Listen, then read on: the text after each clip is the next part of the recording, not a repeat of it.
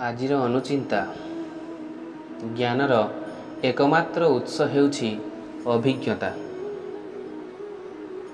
बुद्धिर प्रकृत संकेत ज्ञान नुहे बरं कल्पना। बुद्धिर माप हेउछि परिवर्तन हेबार क्षमता। ज्ञान अपेक्षा कल्पना अधिक गुरुत्वपूर्ण। ज्ञान सीमित अटे, कल्पना जगत को घेरी रही थाए।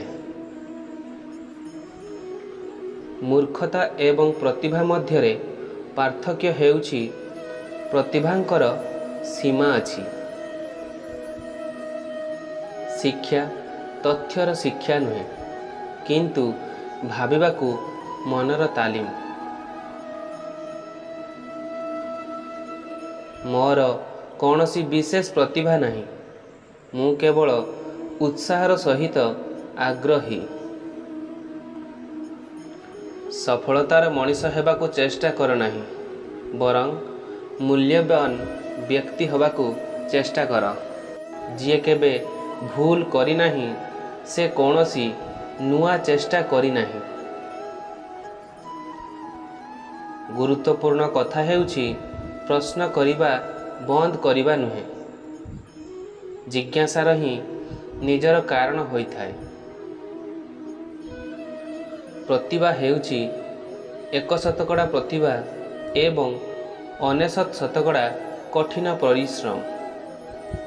आग्रह, एकाग्रता, स्थिरता एवं आत्मसमालोचनारू सफलता ही आसीथाए। असुविधा गुड़िक मध्यरे ही सुजोग लुचि रही थाए, ताकू आमे खोजी बाहर करिबा दरकार। शिक्षा ताहा होई थाए जहा कि जणे विद्यालय रे जहा किछि शिक्षा लाभ करि थाए ताहा भूली जाइथिले मध्य गच्छित होई रही थाए। तुमर जीवन बंचिबार केवल दुईटी उपाय अछि। गोटे हेउछि जेपरि किछि चमत्कार नुहे एवं अन्यटी जेपरि सबु किछि एक चमत्कार अटे। मनीषर मूल्य एमिति देखिबा उचित जे कौन से देई पारे, ना कि कौन से पाइबा को समर्थ। बल द्वारा केबे हेले शांति रखा जाई पारिबो नाही, एहा केवल बुझामणा द्वारा हासिल करा जाई पारिबो। जदि आपण एक सुखमय जीवन यापन करने को चाहती तेबे एहाकू एक लक्ष्य रे बांधंतु। लोक किंबा वस्तु सहित जड़ित नुहे। से आवर्जना सफा करी हेउ किंबा विश्वविद्यालय सभापति हुअंतु, मु समस्त को समान भाव रे कथा कहे। जीवन साइकेल चलाइबा परी तुमर संतुलन बजाय रखिबा पई तुमको आगको जीवाको पड़िबो। कर्तृपक्षक प्रति अवांछित सम्मान हेउछि सत्यतार सबुठारु बड़ शत्रुता। दुईटी जिनिस असीम, ब्रह्मांड एवं मानव मूर्खता।